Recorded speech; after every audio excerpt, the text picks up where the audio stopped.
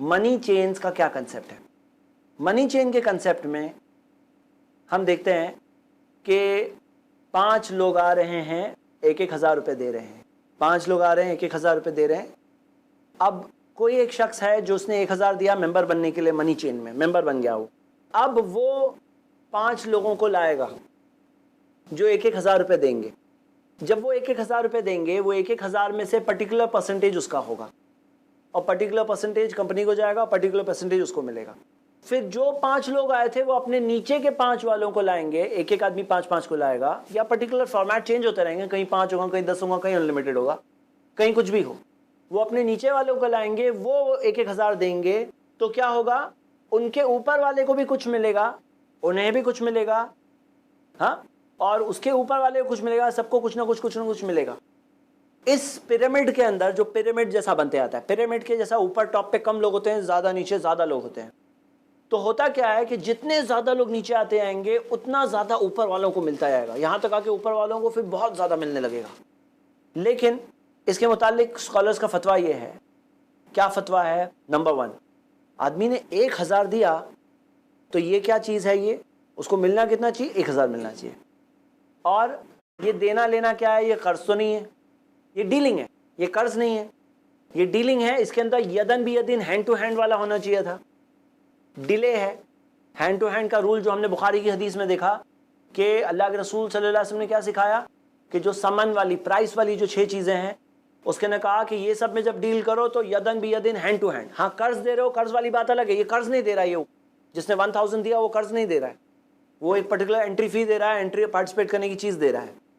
तो यदन भी यदीन, hand to hand का रूल नहीं फुलफिल हो रहा है। दूसरा, 1,000 दिया और मिलेंगे, अगर ज्यादा मेंबर हो गए तो 10,000 मिल जाएंगे उसे, और अगर कोई भी मेंबर नहीं है तो कुछ भी शायद ना मिले, क्योंकि अगर वो नीचे वाला है लास्ट तो उसे कुछ भी नहीं मिलेगा, क्योंकि आखिर में पिरामिड में नीचे कोई ना कोई तो होगा, तो उसे कुछ भी नहीं मिलेगा। तो अगर है तो ज्यादा मिल गया, तो यानी इसके अंदर रिबा अल-फद्ल और रिबा नसिया, दोनों टाइप के रिबा आ गए। सूद वाला रिबा, रिबा अल-फद्ल भी आ गया, रिबा नसिया भी आ गया। तीसरी चीज, आदमी जब 1,000 दे रहा है तो उसको ये नहीं मालूम है उसके कितने मेंबर बनेंगे। हो सकता है उसके बहुत मेंबर बन जाएंगे, हो सकता है कोई मेंबर नहीं बनेगा। तो यहां पर अनसर्टेनिटी है कि वो 1,000 रुपए दे रहा है तो क्या चीज के दे रहा है उसे मालूम ही नहीं है। तो ये क्या हो गया, ये एक किस्म का जुआ हो गया, सूद भी आ गया, जुआ भी आ गया, और इसी वजह से इसके अंदर अनसर्टेनिटी, जो छठी शर्त है कि क्लैरिटी होनी चाहिए, क्या बेच रहे हो, क्या खरीद रहे हो, तो यानी कि ये क्या हो गया, गरर इसमें आ गया, अनसर्टेनिटी आ गई। चौथी चीज कि इसके अंदर एक धोखा होता है, क्योंकि कोई ना कोई जो लास्ट में होगा उसके साथ में तो बुरा हो रहा है, उसका माल गलत तरीके से खाया जा रहा है। जो अल्लाह ताला ने क्या कहा, या अय्युहल्लज़ीना आमनू, ईमान वालों, ला ताकुलू अम्वालकुम बैनकुम बिल बातिल, अपने माल को आपस में गलत तरीके से मत खाओ, क्योंकि जो पिरामिड के नीचे होंगे तो लास्ट वालों का माल खाया जा रहा है, ऊपर वाले खा रहे हैं, गलत तरीके से खा रहे हैं, तो गलत तरीके से खाना हो गया। और क्या चीज़ है इसके अंदर, इसके अंदर हम ये देखते हैं कि धोखा बहुत होता है। कई बार इसके अंदर लोगों को ख्वाब दिखाया, कह रहे देखो पिरामिड में ऊपर वाले उस आदमी को देखो, उसे हर महीने के इतने हजार, इतने लाख मिल रहे हैं, क्योंकि उसने 1,000 दिया था मेंबर बनने के लिए। देखो उसको, देखो उसको देखो, इतना कमा रहे हैं उन लोग। और वो लोग आकर अपने ऐसी मीटिंग्स में बताएंगे, बोलेंगे कि मैं बना था मेंबर, अभी देखो मुझे इतने सारे मिल रहे हैं, मुझे कुछ काम ही नहीं करना पड़ता है, मेरे पास ऑटोमेटिकली पैसे मिल रहे हैं। अब उसको देख करके लोग बोलते हैं हाँ हमारे साथ भी ऐसा हो सकता है। अब उनको क्या पता है कि वो लास्ट वाले बन जाएंगे, हो सकता है, हाँ, जिसके ऊपर वाले बेनिफिट होंगे, पिरामिड के नीचे वाले होंगे। तो ये उनके साथ धोखे वाली कहानियां भी होती है। तो ये 5 वजह तो क्लियरली दिख रही है। इस वजह से ऐसे किस्म की मनी के चेंज को इस्लाम ने हराम किया है, और ऑब्वियसली ऐसी चीज़ों में धोखाधड़ी और चीटिंग है बहुत ओपन लेवल की, इसी वजह से गवर्नमेंट ने भी इस चीज़ को इलीगल बताया है। आगे आते हैं हम नेटवर्क मार्केटिंग की तरफ। नेटवर्क मार्केटिंग की जो कई कंपनीज है, तो नेटवर्क मार्केटिंग में हम क्या देखते हैं, हम देखते हैं कि नेटवर्क मार्केटिंग में ऐसा होता है कि ये सेम कंसेप्ट होता है, सिर्फ एक चेंज आ जाता है। चेंज ही आता है कि ऐसी चेंज को तो सब गवर्नमेंट्स ने, जनरली कई गवर्नमेंट्स ने इसे इलीगल बनाया है, उसे अवॉइड कैसा करें। तो इसके लिए वो क्या करते हैं कि एक प्रोडक्ट को लेकर आते हैं, चाहे वो एक प्रोडक्ट हो, चाहे वो कई सारे प्रोडक्ट हो। अब इसके अंदर भी अलग अलग किस्म की होती है, मैं एक जनरल रूल बता रहा हूँ, फिर हम अलग अलग किस्म की देखेंगे, जरूरी नहीं है क्या है, हम देखेंगे उसमें आते हैं। तो हम ये देखते हैं कि नेटवर्क मार्केटिंग में कंसेप्ट ये है कि जो 1,000 रुपये वो दे रहा है, तो 1,000 में कुछ प्रोडक्ट लेके आओ, ये 1,000 रुपये, बोले मैं कप बेच रहा हूँ, 1,000 रुपये का कप, कैश डील आपको क्या मना था? मनी फॉर मनी, पैसे के बदले में पैसा मना था। पैसे के बदले में पैसा नहीं, कप है ना, ये कप के लिए ले लो 1000।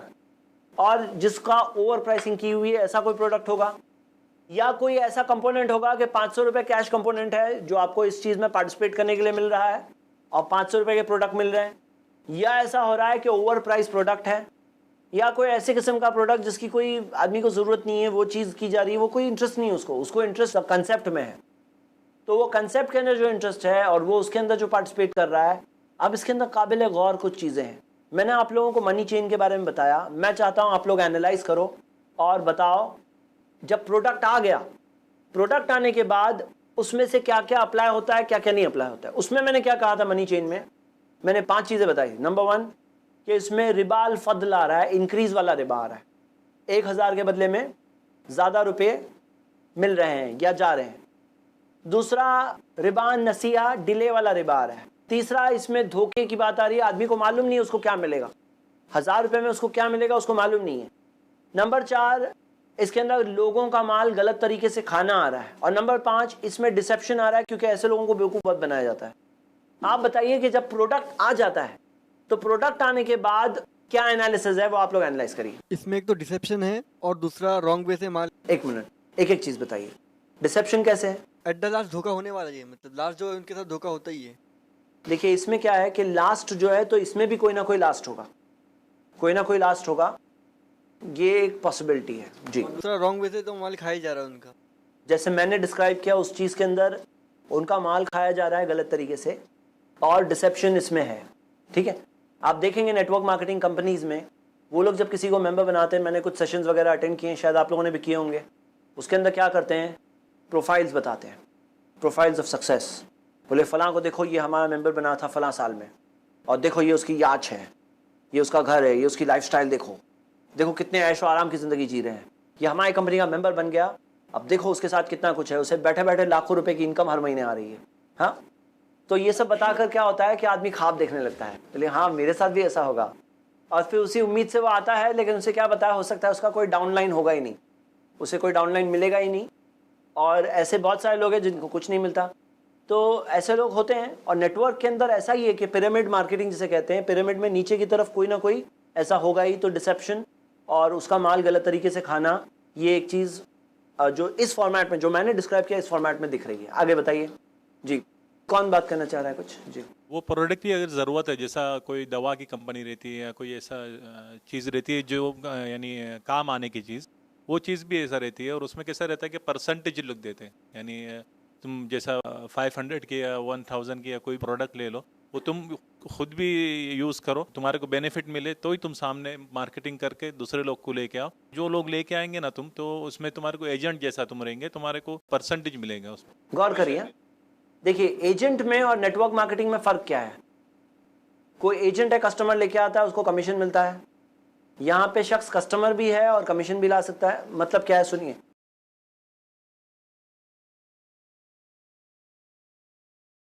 देखिए एजेंट में और नेटवर्क मार्केटिंग में फ़र्क क्या है। कोई एजेंट है, कस्टमर लेके आता है, उसको कमीशन मिलता है। यहाँ पे शख्स कस्टमर भी है और कमीशन भी ला सकता है। मतलब क्या है, सुनिए, एजेंट में और इसमें हम डिस्टिंक्शन करेंगे तो हमें कुछ डिफरेंसेस पता चलेंगे। चलिए बताइए, एजेंट में और नेटवर्क मार्केटिंग में। मिसाल के तौर पर एक प्रोडक्ट है, ये प्रोडक्ट के लिए आप किसी कस्टमर को लाते हो, हाँ, कहते हो कि भाई आपका 50 रुपीज़ का ये कप है, ये कप का मैं कस्टमर को लाऊंगा, मुझे कितना मिलेगा? तो सेलर बोलता है मैं तुम्हें 10 रुपये दूंगा, 10 रुपये दूंगा, 20 रुपये दूंगा, तुम्हारा मार्जिन इतना रहेगा, 10 रुपीज़ 20 रुपीज़, ये तुम्हारा मार्जिन रहेगा। तो 10 रुपीज़ अग्री हुआ, उसने कस्टमर को लाया, आपने उसे 10 रुपीज़ दिया, ये तो सही है ना, बिल इत्तेफाक सही है, इसमें तो कोई हराम चीज़ है ही नहीं। नेटवर्क मार्केटिंग में क्या हो रहा है, ये प्रोडक्ट है, ये 500 रुपये का है, आपने किसी को बेचे। अब आप जब किसी को बेच रहे हैं या किसी को बेच रहे हैं, उसमें वो आ रहा है तो ज़रूरी नहीं इसके लिए आ रहा है, वो आ रहा होगा उसके लॉन्ग टर्म बिजनेस पोटेंशियल के हिसाब से। उसने जो 500 रुपये दिए वो कब के लिए ज़रूरी नहीं दिया है, वो बिजनेस में पार्टिसिपेट करने के लिए कर रहा है। वो एजेंट तो कब खरीदना उसके लिए लाजिम थोड़ी था, तुम खरीदोगे तो ही बेच सकते हो। यहाँ पे तुम खुद खरीदोगे तो ही बेच पाओगे।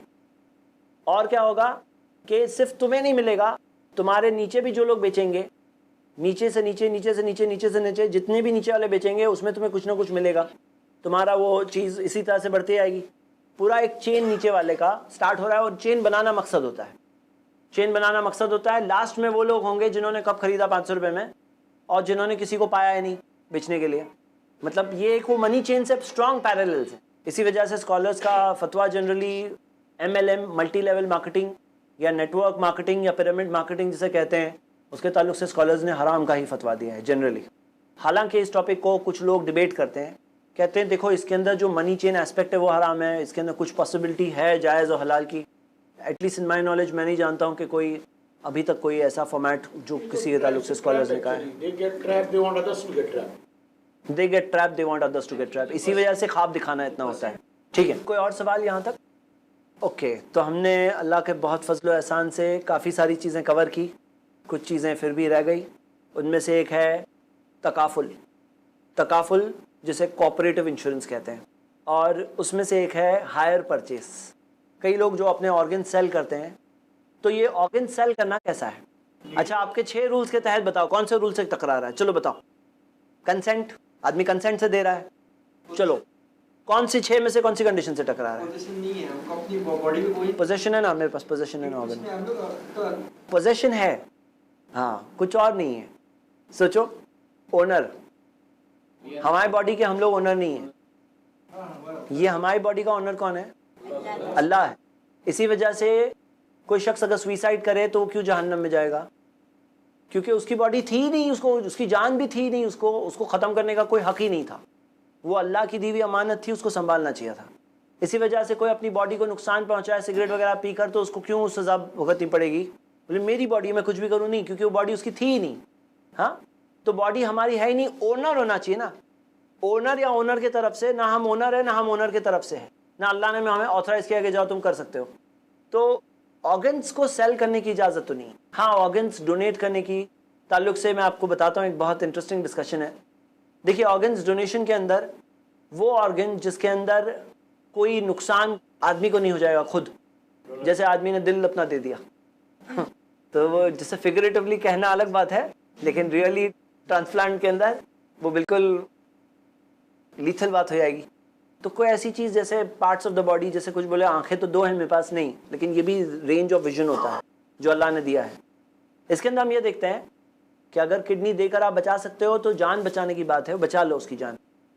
उसी तरह हम देखते हैं कि कोई ऐसी पार्ट है जिससे कोई नुकसान नहीं पहुंचेगा आदमी को, जैसे ब्लड दे रहे हैं, ब्लड वापस आ जाता है, तो ब्लड देना, डोनेट करना, इसकी भी इजाज़त है। हालांकि ये भी मजबूरी की सिचुएशन में अप्लाई होता है। लेकिन ट्रांसप्लांट के ताल्लुक से बहुत अहम बात क्या है ना, कि लिविंग डोनर्स जो देते हैं, ये तो एक बात है, मरने के बाद जो डोनर दे, हाँ, जो डोनर मरने के बाद दे, बोले कि मेरे मरने के बाद मेरी बॉडी में से मेरी किडनीज निकाल लेना, मेरा लिवर निकाल लेना, मेरी आंखें निकाल लेना, फलां फलां को दे देना या किसी को दे देना, तो ये कैसा है? इसके ताल्लुक से हम देखते हैं कि नबी सल्लल्लाहु अलैहि वसल्लम की एक हदीस है, मन कसरा अज़मिल मय्यित का कसर ही हय्या। मुर्दे की हड्डी तोड़ना ऐसा ही है जैसे जिंदे की हड्डी तोड़े। जैसे जिंदा आदमी की हड्डी तोड़े तो कैसी बात है, गुनाह की चीज़ है ना, तो मुर्दे की हड्डी तोड़ना भी ऐसी चीज़ है। इसी वजह से मुर्दों की हड्डी तोड़ने की इजाज़त नहीं है। हाँ, इसी वजह से अगर कोई केस हो जाए जिसके अंदर पोस्टमार्टम आ जाए, तो वो पोस्टमार्टम अवॉइड करने की पूरी कोशिश करना चाहिए। हालांकि ऐसी टेक्नोलॉजी आ चुकी है जिसकी वजह से उन्हें पोस्टमार्टम करने की कोई ज़रूरत नहीं है, उसके किए बगैर भी हो जाएगा। क्या चीज़ के ज़रिए? जो स्कैन्स जो है पर्टिकुलर, उसके ज़रिए उनको जो रिपोर्ट चाहिए ना वो मिल जाएगी। वेस्टर्न कंट्रीज़ में कुछ जगहों पर जूस ने इस चीज़ को इंट्रोड्यूस करने की कोशिश की है। क्यों? क्योंकि जूइश रिलीजन में भी बॉडी को कट करना जायज़ नहीं उनके तहत। बात यहाँ पर यह है कि वो ऑर्गन डोनेट अगर करने जाएंगे तो उसके अंदर बॉडी को कट ओपन करके ऑर्गन निकालने में कुछ हड्डियाँ टूटने का चांस है ही ऑफ कोर्स, कि कोई हड्डी टूटेगी वो ऑर्गन निकालने के लिए। तो ये अल्लाह के रसूल सल्लल्लाहु अलैहि वसल्लम की हदीस है, किसी ने अगर मुर्दे की हड्डी को तोड़ा तो ऐसा है का कसरी हया, जैसे कि जिंदगी हड्डी को तोड़ दिया। लेकिन मैं आपको बता दूं एक बात, सोचें आप कि मान लीजिए कि कोई शख्स अगर अपनी बॉडी के ऑर्गन्स को डोनेट करे तो वो एक इंसान की बॉडी से कईयों जान बच सकती है। क्योंकि हम देखते हैं कि इंडिया जैसी कंट्री के अंदर क्यों ऑर्गन्स की इतनी शॉर्टेज होती है, क्योंकि यहाँ पे सिर्फ मुस्लिम्स ही नहीं, जो हिंदूज भी हैं उनके यहाँ भी ऐसी चीज़ है कि वो लोग बॉडी को कट करना अच्छा नहीं मानते हैं। और इसी वजह से यहाँ पर वो डोनर्स जो जैसे किडनी के, हम देखते हैं कि किडनी के कई सारे लोग हैं, किडनी फेलियर्स के कई सारे लोग, आज मेडिसिन वगैरह के रॉन्ग प्रिस्क्रिप्शन वगैरह होने की वजह से यंग एज में किडनी फेलियर्स वगैरह के कई सारे केसेस हो जाते हैं। और किडनीज का जो यहाँ पे ऑर्गेनाइजेशंस है जिसके अंदर अपना नाम लिखा करके रखो, और नाम लिखा के रखो, उसके अंदर इतनी लंबी लिस्ट है और किडनीज जो आ रही है बहुत कम। वो किडनीज कौन सी, जैसे लावारिस जो लाशें पड़ी मिल गई उसमें से वो लोग किडनीज जो निकाल लेते हैं और वो जो मिलती है, या कोई जो शख्स जो मरने से पहले विल करके आता है कि मेरी बॉडी के मैं पार्ट्स ये डोनेट कर रहा हूँ, हाँ, तो वो अपने पार्ट्स डोनेट करके जो लोग मरते हैं, तो वो जो लोग हैं उनकी जो किडनीज आती है बहुत कम आती है। लेकिन वही चीज़ अगर वेस्टर्न कंट्रीज में देखेंगे तो बहुत सारी आती है, क्योंकि वहाँ पे लोग ऐसी वसीयतें वगैरह करके आते हैं, विल करके आते हैं कि मेरे मरने के बाद, क्योंकि इतने पर्टिकुलर आवर्स के अंदर बॉडी में से निकाल सकते हैं वो ऑर्गन्स पर्टिकुलर आवर्स में। हम अगर इस चीज़ के बारे में देखें कि एक नुकसान ज़रूर है, लेकिन इतनी सारी जानें बचने का चांस है कि अगर एक शख्स अगर अपनी बॉडी के पार्ट्स जो ऑर्गन्स डोनेट करे, तो एक किडनी एक इंसान में गई तो एक जान बच गई, एक किडनी दूसरे इंसान में गई तो दूसरी जान बच गई, उसके फला पार्ट्स चले गए और कितने सारे ऐसे पार्ट्स हैं जिससे जानें बचती है। तो कितनी सारी जानें बच सकती है वो एक आदमी के उस चीज़ को डोनेट करने से। एनीवे ये बात अंडर डिस्कशन है और कुछ स्कॉलर्स के फतवे है, तो लेकिन फिर भी ये बात अभी तक बिल्कुल हम लोग ओपनली नहीं बोल सकते हैं। तो मैं इंशाल्लाह किसी दिन मेरे पास कोई अच्छा फतवा हो तो मैं इस बात को बोलूँगा। लेकिन मैं आपको बताऊँ कि आप खुद सोचो, मैंने खुद अपनी वालदा को कई साल तक किडनी फेलियर से तड़प के आखिर में मरते देखा, और यही बात है हकीकत के ट्रांसप्लांट के ज़रिए इतनी जानें बच सकती है। तो हड्डी टूटना ये एक चीज़ है, नुकसानदेह यकीनन है, लेकिन कितनी जानें बचना, अगर जीते जी कोई आदमी की हड्डी तोड़े ताकि इतनी सारी जानें बच जाएं, तो वो भी एक बात है जो अगर देखें, अगर कुरान के अंदर हदीस में जो रूल मिलता है अखफ़ुद्दररैन, दो नुकसानों में छोटा नुकसान, दो नुकसान है, नुकसान दोनों में, लेकिन छोटा नुकसान किस चीज़ में है।